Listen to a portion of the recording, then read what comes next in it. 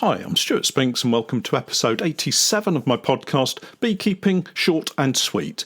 This week I'm taking a look back at how this season's beekeeping has been for me personally and sharing some of my plans for next year as we head into the long winter haul.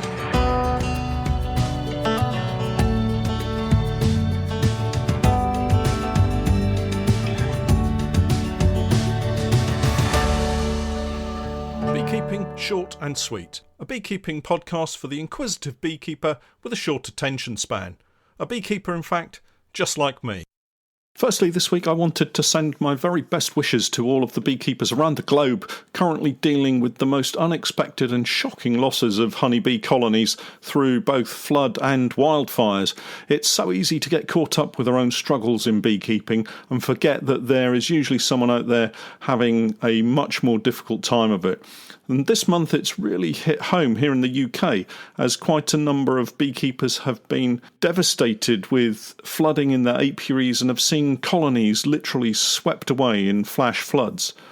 Those lucky enough to escape seeing colonies destroyed are looking at apiary sites completely cut off and unable to get to their hives. Luckily, it is a quieter time for us and the bees can for the most part be left to their own devices for now, and hopefully the water will drain away quickly and those apiaries will dry out. But again, my very best wishes to all of those beekeepers out there. Worse still are those beekeepers currently facing wildfires around the world. I don't know of any specific beekeepers that have suffered losses, but imagine having an apiary site in the path of one of those terrible fires. It can only end in the utter destruction of those colonies and hives, and it must be heartbreaking. If you're one of those beekeepers out there who's suffered due to these sudden catastrophic losses, our thoughts are with you. And if you'd be willing to chat about your experiences on our podcast, then please do get in touch. Here in Norwich, things are very much quieter. We have had long periods of rain though, but also some sunny intervals. I think there's more rain on the way, but I'm fortunate to have my apiary sites in fairly risk-free locations. It's the time in the beekeeping calendar where not much is happening, to be honest. The bees are settling in their hives, they're still getting out and foraging on the very late ivy, and of course fetching some water, and perhaps maybe going out on cleansing flights. But other than that, the frantic rush of spring and summer are long gone. For the most part, drones will have been kicked out of the colonies. Newcomers to beekeeping won't mind being reminded, I'm sure, that the drones are the male honeybees. They really only serve one major purpose, and that's mating with the virgin queens. However, they are needed within a colony generally. It seems that they kind of keep the atmosphere mellow, and without them, a colony can get quite fractious. I'm not sure if there's any scientific studies out there showing other important roles that the drones play, but their main task is an obvious one. Thinking about why they would be kicked out through the winter, I think most beekeepers here in the UK understand that whilst honeybees don't hibernate in the winter like bumblebees and wasps, they do reduce their activity dramatically. And with the obvious absence of food availability, it makes sense for honeybee colonies not to waste their time and resources in trying to produce virgin queens, and therefore the need for drones for them to mate with. Add to this the demand on food stores, and you can see why many colonies do kick out their drones in late autumn and wait until the spring to produce more. I've mentioned previously that I've seen drones in colonies through the winter months, so I do think that while the majority of drones do get the cold shoulder, there are some that manage to stick around. Of course, I'm not including any colony that has become a winter drone-laying queen colony. So most of the colonies will now be settled down, food stores set aside, and we don't have much to worry about, at least not for a few weeks. That got me thinking about how quickly the seasons seem to come round, and once again I'm thinking about what went well this year and where I managed to mess things up. What can I do to improve on this season, and where do I need to focus? I figured this was a good time as any to share my season with you all as I contemplate the past year. As you all know, I started producing YouTube videos to share my knowledge and show various techniques, and that's grown into not just the Patreon page, but also this podcast and various social media streams, the website and the newsletter. As a result of this, my plan for world domination in the bee farming world has been somewhat disrupted. However, this past season has seen our colony numbers increase, and we're overwintering more colonies this year than last. The early part of our 2019 season promised a very fast start, faster than we've enjoyed in previous years, with very warm early spring sunshine and colonies growing rapidly into March and April. Looking back at our inspection records, we were getting into the hives in early March, way earlier than we would normally inspect. And here's a great reason for keeping inspection records. I can flick through the spreadsheets, checking on the data and refreshing myself on what actually happened. I sometimes add notes about the weather and conditions generally, so it's well worth doing. I remember having some old sage of a beekeeper tell me that there's absolutely no need to inspect colonies before the beginning of May. Now, this beekeeper has been keeping bees for way more years than me, has passed all the exams, is a master beekeeper, and yet insists on telling beginner beekeepers that there's no need to inspect colonies before early May. So here's a couple of notes that I made from some inspections on the 25th of April 2019. Hive 25 knocked down 8 queen cells. Hive 28 marked overwintered queen and knocked down 6 queen cells. And finally, Hive 41 swarmed, created 4 nukes from remaining frames, each with a sealed queen cell. I don't really understand why some experienced beekeepers insist on telling new beekeepers such rigid rules, such as don't inspect before early May. Beekeeping moves with the seasons, and us beekeepers have to acknowledge this and adjust accordingly, and the books can be just as misleading. One of our new beekeepers at the local club a few years ago read that she could create an artificial swarm in May. She carried out the procedure only to have both colonies die out. The reason? That year, May was very cold, wet and miserable. The bees never had a chance, but she stuck rigidly to the instructions in the book. Now, I know for most people an element of common sense might have ruled the day, but when you're completely new to something, sometimes you turn to what you believe is wise advice and follow it. For all you new beekeepers out there, if in doubt, ask someone. And if you're still unsure, get a second opinion. And if you're still unsure, drop me an email. Anyway, back to this season. April was really frantic. We moved colonies to the oilseed rape for pollination. There were around 40 colonies there, and the weather was fantastic. This produced lots of colonies wanting to swarm, and we split quite a large number to take advantage of the natural queen cells being produced. I don't know about you guys out there, but I always find some of the very best queen cells to be those raised as swarm cells. Not always, but very often.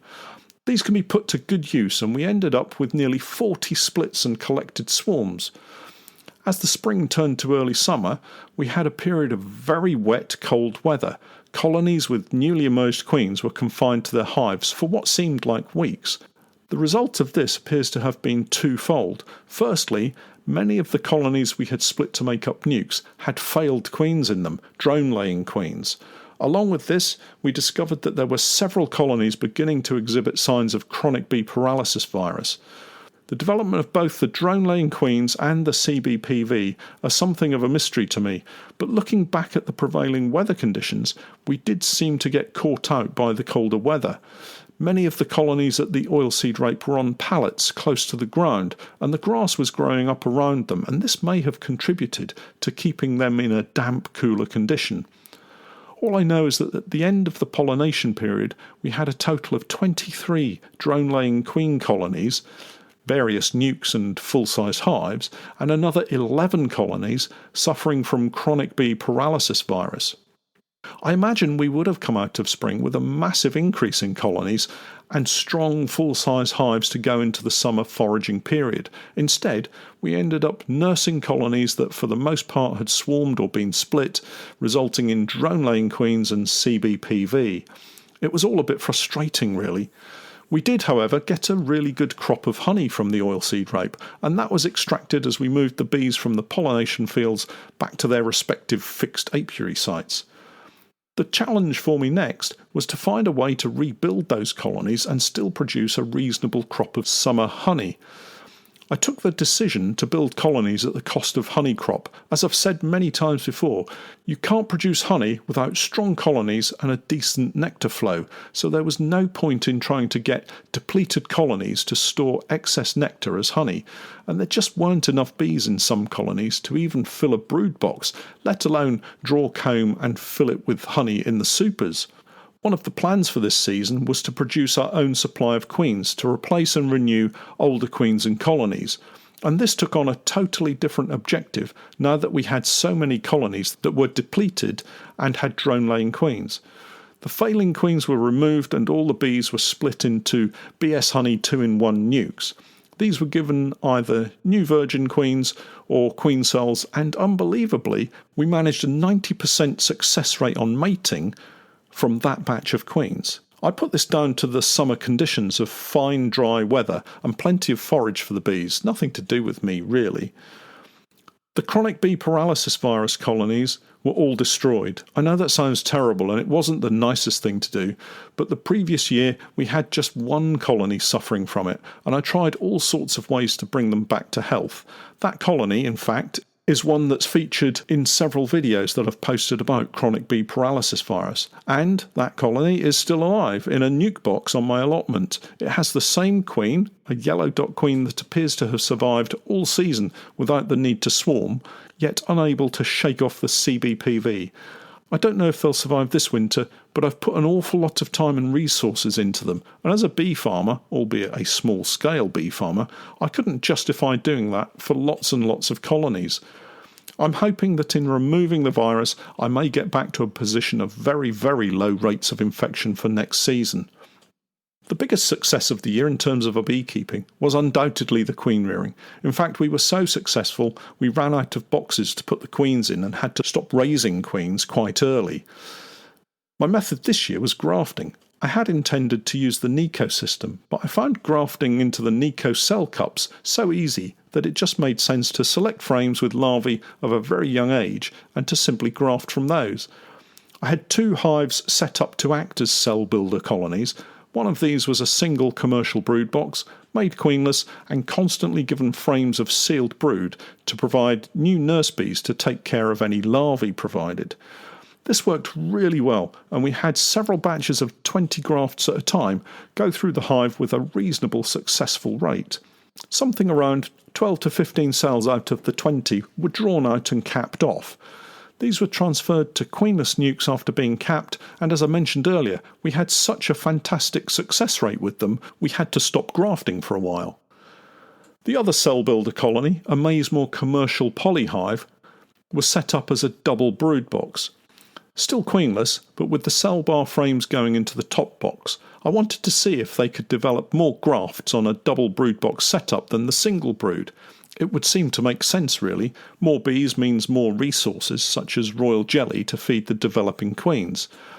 What I found was that we had about the same success rate in terms of developed queen cells as the single brood box.